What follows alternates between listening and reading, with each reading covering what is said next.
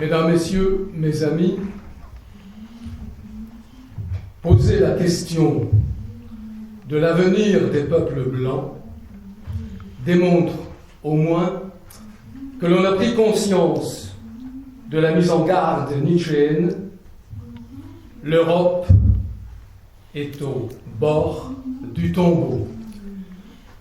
Oui, l'Europe a atteint le stade ultime du rétrécissement bio-ontologique, de l'étranglement le plus dangereux de son histoire, celui de son éradication raciale par le biais du métissage de son être génétique, source pérenne de notre culture, de son génie en éternel mouvement, des singularités exceptionnelles de ces civilisations, de l'éclosion incomparable de toutes les inventions et de toutes les techniques qui ont révolutionné la planète, même si certaines ont été perverties par une politique à la laisse de Mammon. Car le tarissement de la source génétique, on le sait, entraînerait obligatoirement celui de la culture. Il faut savoir, en effet, que ce n'est pas seulement le rapt des territoires, ni celui, forcément, des biens et des richesses qui attirent vers l'Europe le déferlement des masses sombres halogènes, c'est aussi et surtout l'être génétique de notre race qui magnétise ces fourmilières.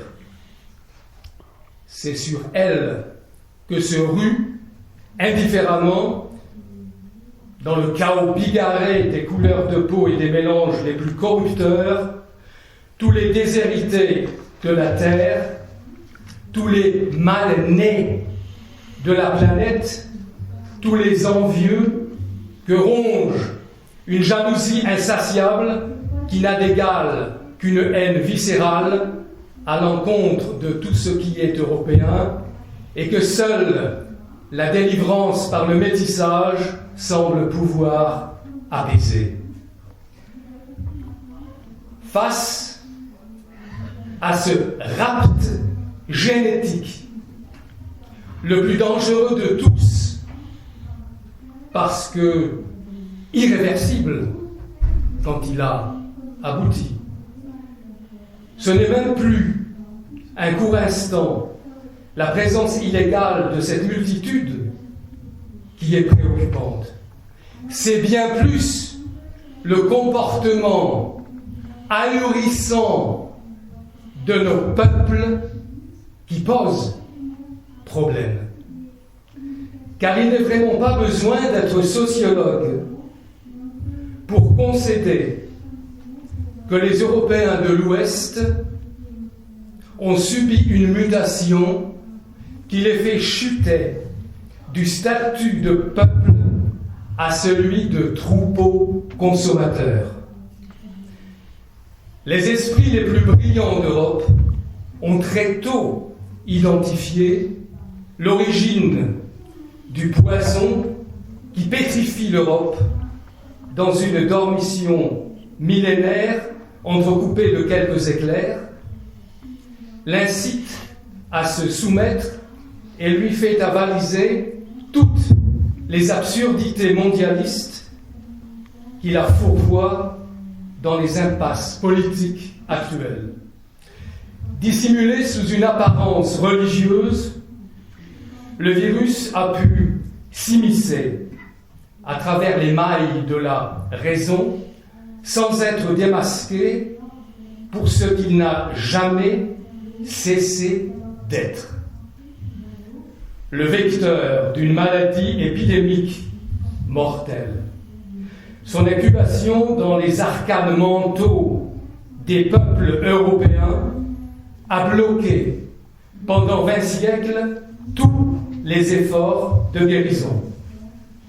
Et elle touche aujourd'hui à son terme.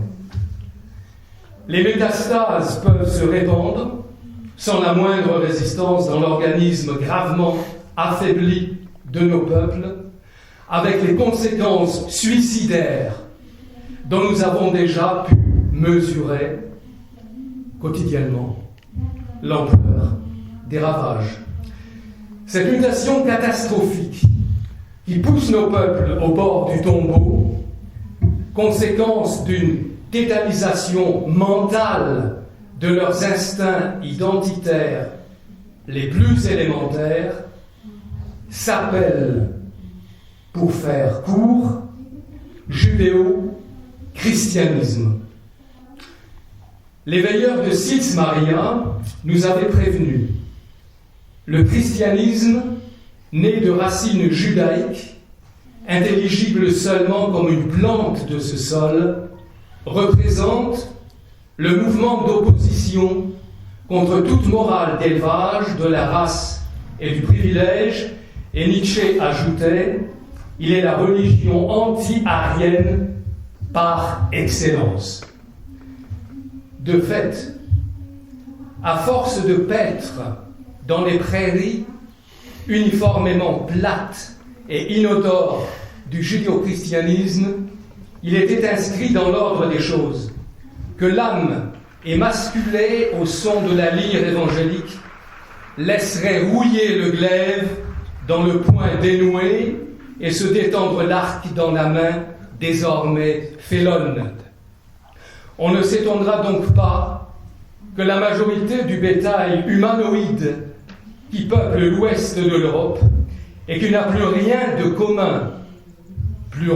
commun avec la génération de ses pères, ne soit pas en mesure d'opposer la moindre résistance ni au coup de cravache des envahisseurs qui repousseront les bobos dans leur bergerie, des ridicules dès qu'ils feront mine de sortir dans la rue, ni au coup de couteau qui les égorgeront impunément dès qu'ils oseront tendre le cou sur les petits arpents qui leur restent d'une terre qui fut celle de leurs ancêtres et qu'ils seront bien incapables de monnayer au seul prix concevable, celui du sang. Car les délires de la repentance chrétienne, qui les projettent tout nus dans la fosse aux lions et dont ils ont fait une règle de vie, car les délires de l'amour du prochain, qui les clouent au pilori de haine que leur ont élevé leurs prochains, et dont ils ont fait le tabernacle de leur lâcheté, va les précipiter dans des fosses communes bien plus horribles, celles que le frère enrubanné monothéiste réserve toujours à son frère jumeau évangélique, circoncis, lui, sous son crâne. La décapitation expiatoire des têtes qui se sont vautrées impudemment dans la fange de ce christianisme viscéralement anti-européen, cette idolâtrie de bazar propagée par des prophètes hallucinés ou des messies de doner kebab contaminés par un sida mental proche oriental. Dans la volonté de puissance, Nietzsche, à son habitude, ne s'encombre pas de considérations stupides sur les instincts malsains de cette religion de troupeau. Le christianisme, dit le philosophe, est rien de moins qu'un attentat capital contre la vie qui n'a d'égal que son essence misérabiliste et sa bêtise congénitale, bien représentatrice de ses ouailles, petits avortons mensongers, dit Nietzsche, qui ont osé accaparer des mots tels que Dieu, vérité, amour, sagesse. Des cagots, dit encore Nietzsche, pour tout dire, qu'il faudrait incarcérer dans des maisons d'aliénés. Pire encore, les avoir persécutés, dit Nietzsche, ce fut là une antique bêtise de grand style. C'était les prendre trop au sérieux, c'était leur prêter du sérieux.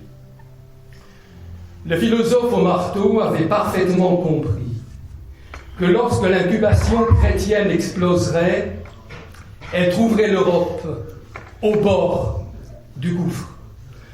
Le visionnaire qui sentait que l'abcès allait crever annonce brutalement « Les temps sont proches ». Phrase visionnaire entre toutes.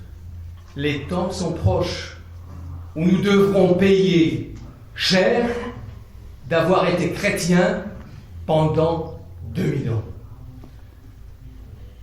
L'abcès a crevé et nous payons une note à la mesure de nos égarements. L'exécuteur testamentaire du christianisme, cheville ouvrière du déclin européen, est aujourd'hui le mondialisme sous tous ses masques. Avant d'aborder la résistance et la question de l'éveil, j'ai voulu quand même élucider une question que j'estime capitale. Je la pose donc.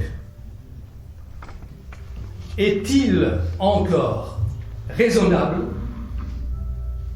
d'élaborer des concepts pendant que l'être bioculturel à l'ouest de l'Europe, et j'appuie bien sur les mots, heureusement, à l'ouest de l'Europe. Est-il donc raisonnable d'élaborer des concepts pendant que l'être bioculturel à l'ouest de l'Europe sombre inexorablement dans le gouffre concasseur de l'anéantissement identitaire au lieu d'avancer au son du canon? Cela est-il encore porteur d'avenir? Cela peut-il encore mobiliser les esprits et soulever les âmes? Cela a-t-il encore un sens d'élaborer des concepts, tandis que la longue file des cadavres pendent déjà au pilori de l'insupportable soumission qui humilie nos peuples, massacrés à la hache ou à la machette, décapités au couteau de boucher ou broyés par des camions béliers un peu partout en Europe? Cela a-t-il encore un sens en état de guerre où nous nous trouvons, tandis que des êtres de notre peuple, de notre sang, de notre terre sont quotidiennement agressés, violés ou étripés par des assassins de basse extraction qui, au-delà du fait que leur présence sur notre sol relève déjà en soi d'un crime, auraient dû immédiatement subir le sort expéditif que l'on réserve ordinairement à la vermine? Hermann von Keyserlingk répond, sans la moindre ambiguïté, à cette interrogation. Il dit « Oui, oui, rassure l'auteur de Psychanalyse de l'Amérique, à la longue, les mots portent plus loin que les canons, dit-il. J'y ajouterai une remarque, à condition que les mots que canonnent les artilleurs du langage se métamorphosent enfin dans les actes fondateurs dont ils sont censés véhiculer le message. Car rien de ce qui a été dit ne trouve grâce dans la réalité des choses si aucun acte ne prolonge une idée. De même qu'un canon sans obus est aussi inutile qu'un tas de ferrailles, une vision du monde qui néglige de s'incarner dans le fleuve du vivant est aussi superflue que les pages volantes qu'emporte la tempête. 5 critères interactifs m'apparaissent indispensables à l'éveil européen. Premièrement, évidemment, la volonté. Sans volonté, aucun soulèvement possible. Deuxièmement, l'éveil incontournable de la conscience raciale, foyer naturel du paramètre identitaire. Je l'ai dit de nombreuses fois et je le répète, sans le recours à la conscience raciale, c'est-à-dire aux lois ethnogénétiques qui relèvent ni d'une théorie, ni d'une présomption, mais exclusivement de la reconnaissance pure et simple de la polyphonie bio-ethnique du monde. La notion d'identité, dont le fondement ne se trouve ni dans les nuages, ni dans les vagabondages de l'esprit, mais exclusivement dans les lois biologiques de la vie auxquelles nous sommes tous soumis, reste une absurdité grotesque. L'identité sans la biologie, c'est comme l'anatomie sans le squelette ou la religion sans les dieux. Troisièmement, la renaissance de la communauté du peuple résulte des deux conditions précédentes et conduit tout naturellement à l'eugénisme, car quiconque est conscient de l'importance identitaire veille à la bonne santé de son hérédité. Par analogie, qui reconnaît les impératifs du sang, reconnaît à la nature les mêmes droits et les mêmes nécessités. D'où s'ensuit, quatrièmement, le paramètre écologique qui assure la bonne santé de la nature et la régénération de la terre. Cinquièmement, la renaissance de notre spiritualité dans l'acception indo-européenne de religere, l'acte de relier dans la même polyphonie la nature, les hommes, les bêtes et le cosmos. Conception capitale de notre spiritualité originelle, en même temps que réfutation magistrale des dogmes dualistes judéo-chrétiens qui brisent au nom d'un faux Dieu oppresseur ce que les lois de la vie assemblent. Une remarque capitale: de la concrétisation de cette dernière condition dépend le succès de l'ensemble.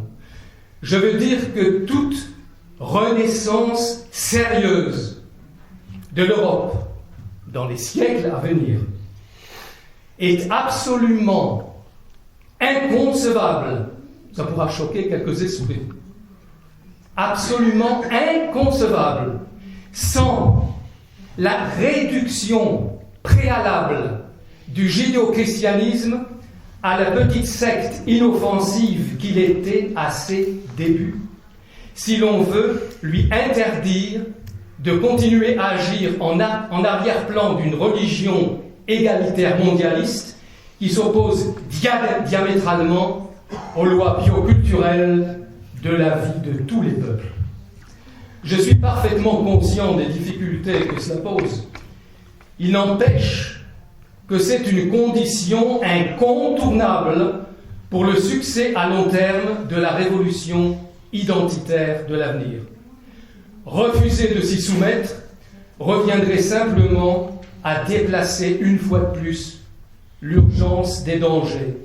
Une politique réelle et efficace de rémigration qui réintégrerait dans leurs terres d'origine les populations allogènes actuelles ne réglera rien du tout à longue échéance tant que le virus judéo-chrétien n'aura pas été définitivement neutralisé dans le psychisme de nos peuples.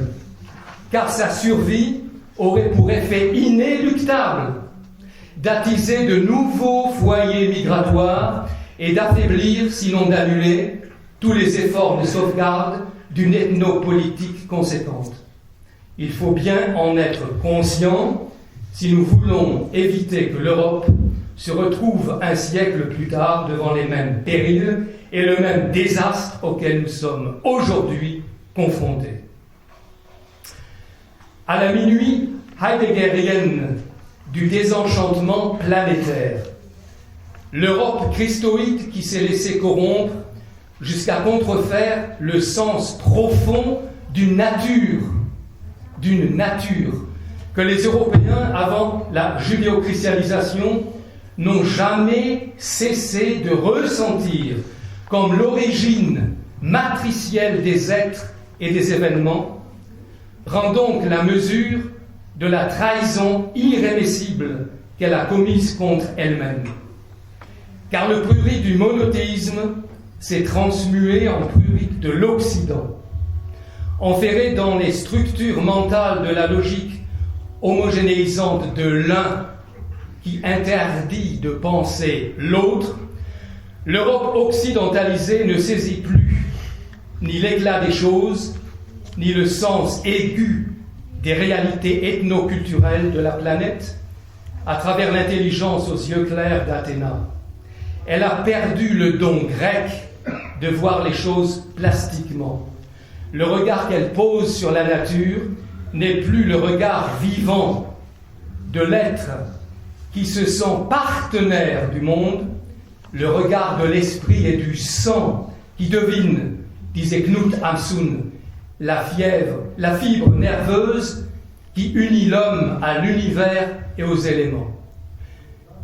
C'est au contraire, et plus que jamais, le regard essentiellement vénal, anonyme et froid de l'arraisonnement techno-utilitaire, judéo-christianisé, qui ne conçoit plus le monde comme une demeure dont l'homme serait l'hôte, mais comme une gibecière que les hommes investis par Yahvé du droit d'appropriation ont le devoir d'exploiter. Soyez féconds, multipliez, emplissez la terre et soumettez-la. La conscience écologique qui sait qu'elle n'a jamais été un enfant de cette modernité est allée spontanément puiser ses réflexions sur la nature dans la maïeutique indo-européenne qui n'a jamais entrevu la culture comme culmination du profit matériel, mais tout au contraire, comme la clairière où l'être, disait Heidegger, en se mettant à l'écoute des beautés enchanteresses du monde, devient attentif au dévoilement de l'esprit. C'est bien pour cette raison que le recommencement dont parle Heidegger n'a jamais été aussi actuel qu'aujourd'hui. Mais comment renouer entre elles les mailles que les monstres ethno-masochistes du mondialiste ont détruites? La clé libératrice n'est pourtant pas si loin, mes amis, ni la porte qu'elle débloque pour que le phénix européen puisse renaître de ses cendres. Elles sont en nous-mêmes, au fond de notre insoumission et de notre foi inébranlable dans l'avenir de nos peuples.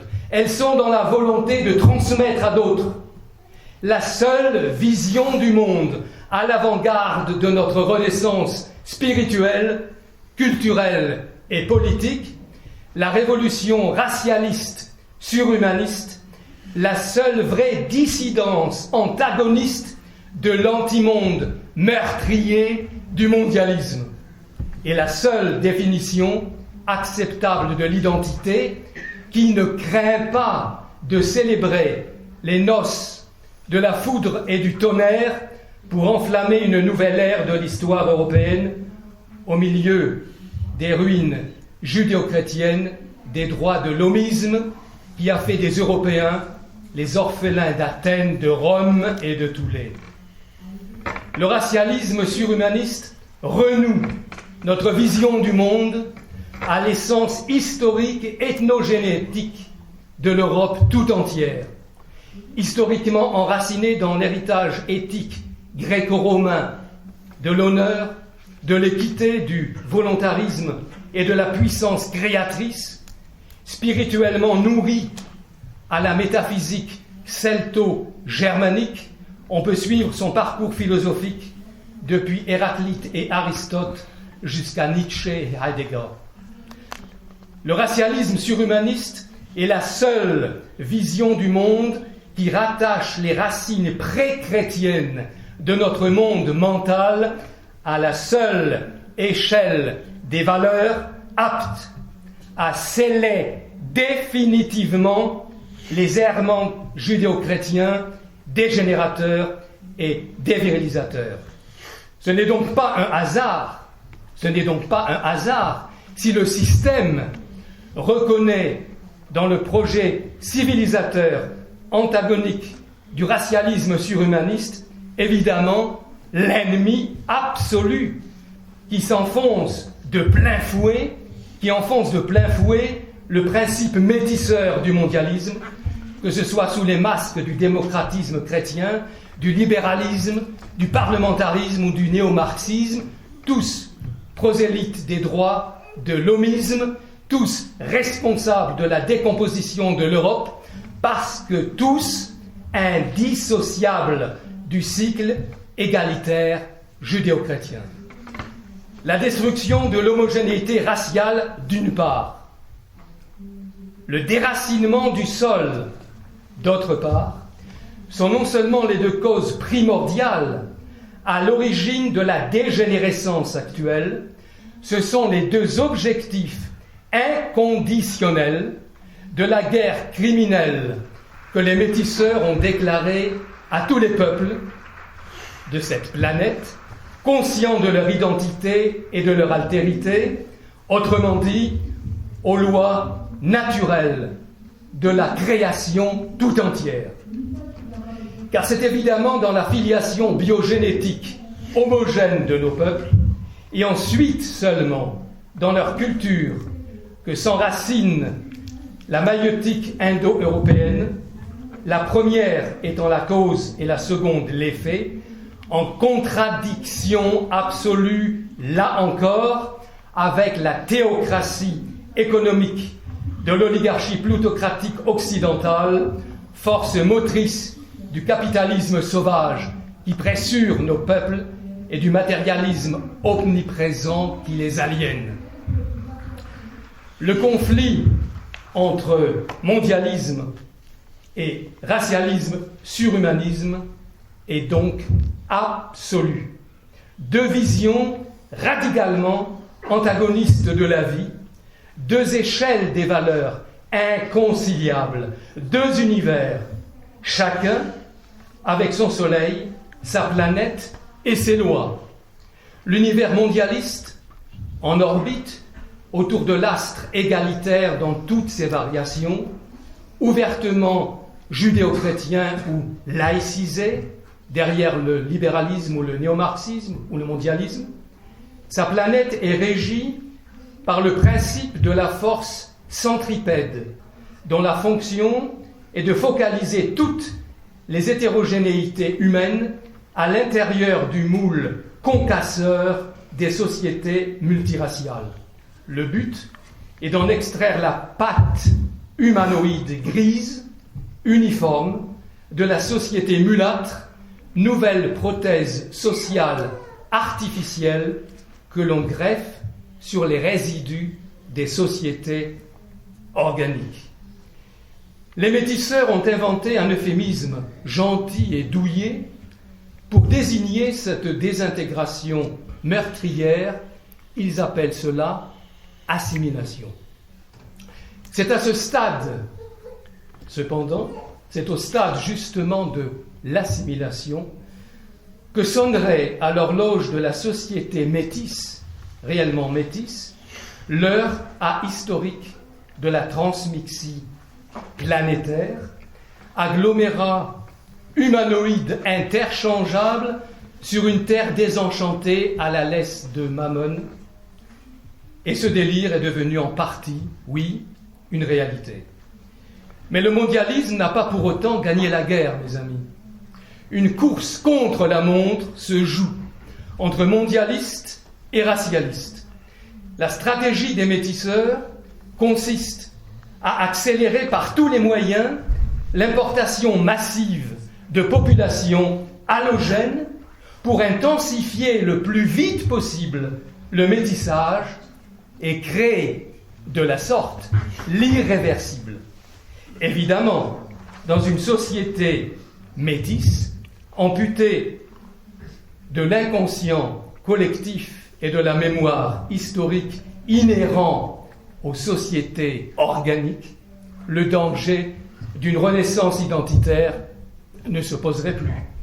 Sans compter sur les ratissages électoraux, quand on sait que chaque apport d'halogène rapporte automatiquement des centaines de milliers de voix aux candidats des partis du système qui sont tous des partis métisseurs.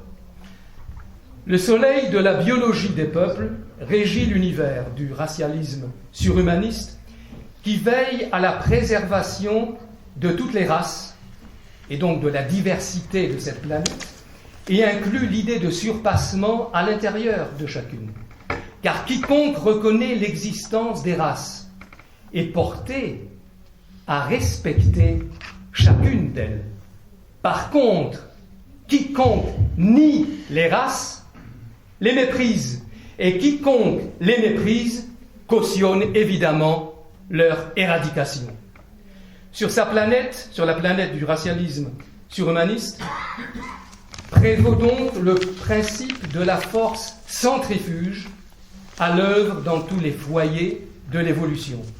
Elle ne cesse de différencier les races depuis le début de la biogenèse et agit depuis l'aube des temps selon la loi de l'hétérogénéisation à l'origine des divergences fondamentales entre les groupes raciaux. Elle explique la coexistence sur la même planète des humanités, pas de l'humanité.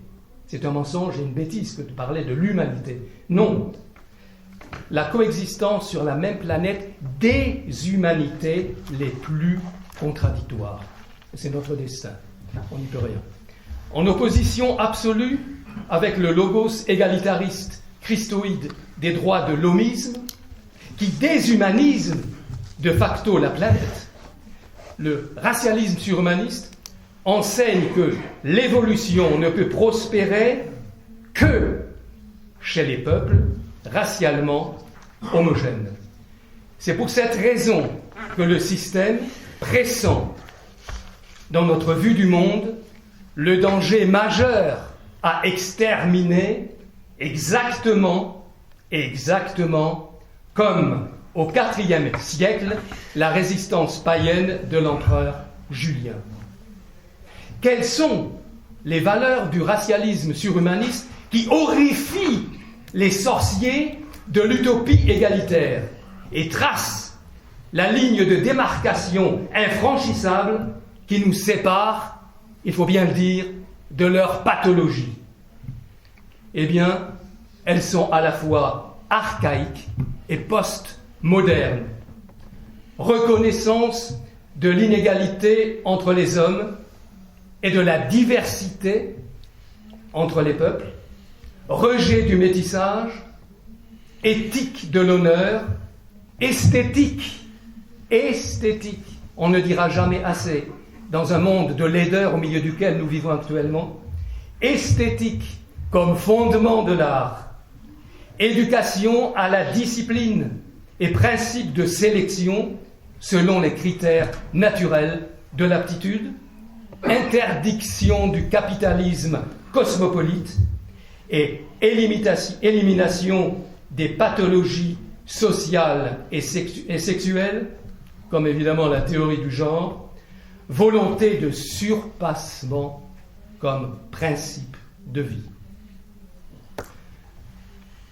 Mes amis, les expériences de ces dernières années ont suffisamment démontré qu'une opposition fondamentale, je dis bien fondamentale, dans le cadre du système parlementaire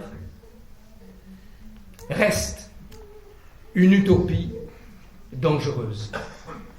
La véritable opposition ne se préoccupe pas de déplacer les chaises autour de la table, elle renverse la table avec les chaises.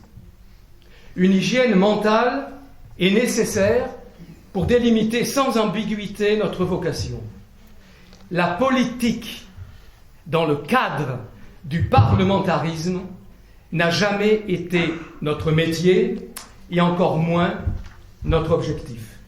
On ne changera d'ailleurs jamais rien et on n'avancera jamais d'un seul millimètre dans le cadre du système parlementaire, parce que dès qu'on prononce seulement un mot anodin qui dévoile un pan de notre vue du monde, on est de toute façon tout de suite interdit, et ça va être le cas, et c'est déjà le cas, de l'AfD en Allemagne, évidemment. Nous n'avons jamais trouvé notre cohésion dans l'imbroglio d'un parti, mais toujours à l'intérieur d'un ordre. C'est autour de sa périphérie exotérique que nous devons gagner et former de nouveaux idéalistes capables d'agir métaboliquement dans l'arrière-plan de la politique, évidemment. C'est à l'extérieur de ce cercle que nous devons semer nos idées et nos valeurs sans jamais oublier le but ultime de notre combat, la propagation du surhumanisme racialiste et de ses valeurs européennes dans la filiation générique de nos racines, de nos mythes et de nos dieux, pour que puisse éclore une spiritualité et une éthique conformes aux aspirations chrétiennes les plus profondes de notre race. Car il y va enfin de la renaissance de la communauté du peuple dans le cadre d'une Europe, ou encore mieux dit, dans le cadre d'une Euro-Russie confédérée. Oui, encore un rêve, mais ce sont parfois les rêves qui ont fait bouger les montagnes, mes amis. De la mise en pratique d'une géopolitique adéquate, de la réorganisation de l'État sur la base d'un droit constitutionnel et d'un système juridique racialiste, d'une éducation scolaire entièrement réformée, conforme à nos buts. Et cela a un nom. Un nom pas facile et un nom très lourd à porter. Révolution. Alors, rappelons-nous, comme le disait Dominique Vénère, rituellement, chaque jour de notre vie.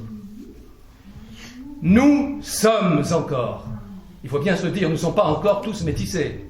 Nous sommes encore les maillons d'une filiation ancestrale ininterrompue.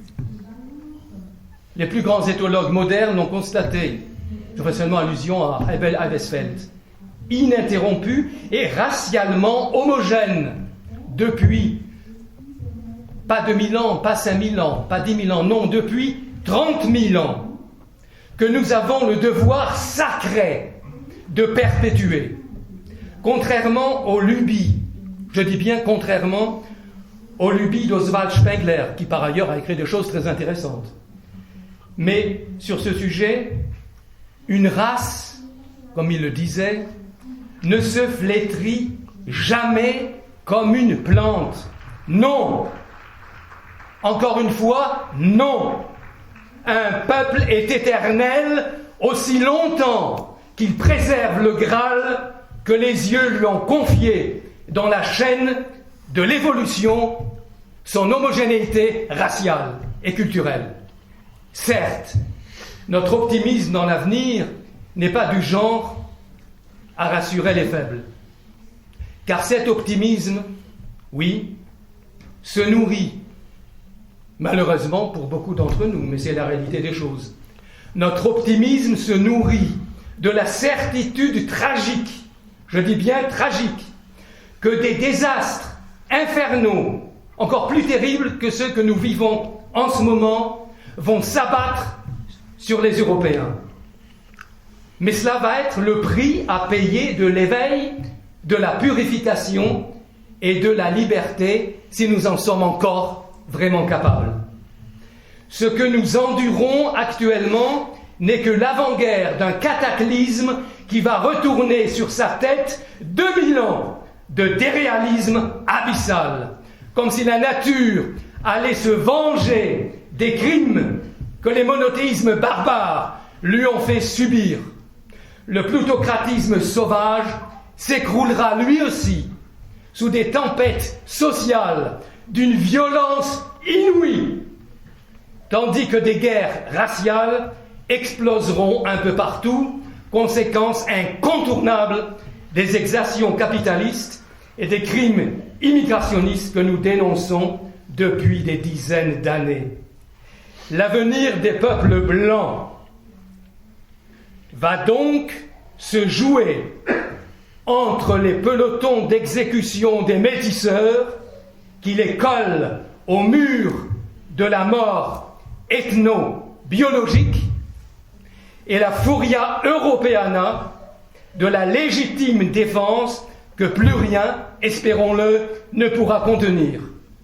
Car nos dieux battent encore les cartes dans un jeu où ils ont pris soin d'insérer l'as suprême qu'ils réservent à ceux qui maintiendront, contre les pires adversités, le respect inconditionnel que l'on doit aux lois du sang. L'as biologique qui abrite nos ancêtres dans les tréfonds de notre génome. C'est en puisant dans ce Graal qui est en nous que nos peuples retrouveront les forces irrépressibles qui les ont déjà haussés maintes fois sur les sommets de l'esprit.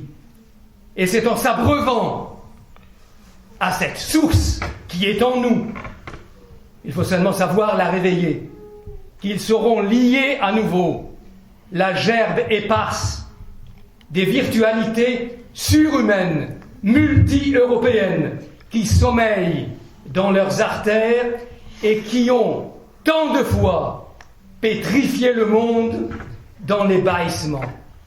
Le génie créateur d'Apollon et la sagesse d'Athéna, la spiritualité enchanteresse de Merlin et la science magicienne d'Odine, afin que les peuples puissent à nouveau confier leur avenir au berger de leurs valeurs et de leur vérité, pour continuer à faire don au monde de leur génie singulier, chacun,